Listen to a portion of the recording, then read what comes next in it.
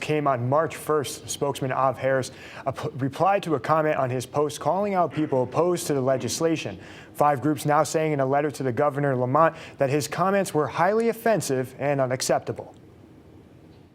It's disgusting. Was the word Tammy Stott used to describe the comments made by Department of Public Health spokesman Av Harris. I really have a lot of fear for us as citizens if that is somebody that's at the helm in our state. Harris took to his personal Facebook to vent his frustrations about the thousands of people who rallied at the Capitol opposed to House Bill 5044. The proposed legislation would remove the religious freedom exemption from mandated vaccines. Harris referred to the crowd as a mob, trying to intimidate legislators, saying in part, quote, "We cannot afford to be intimidated by the American Taliban.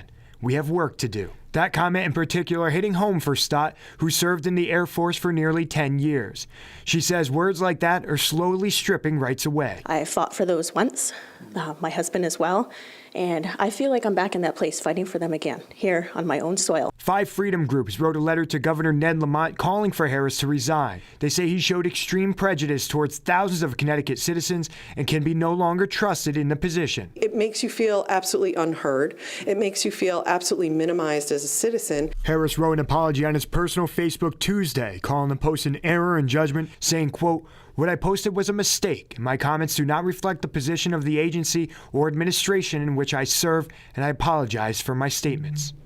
We've reached out to both Harris and DPH. Another spokesperson from DPH told us that they have no comment on the situation tonight.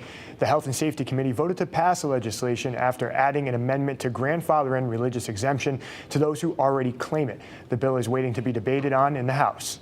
Dave Puglisi, Fox 61 News.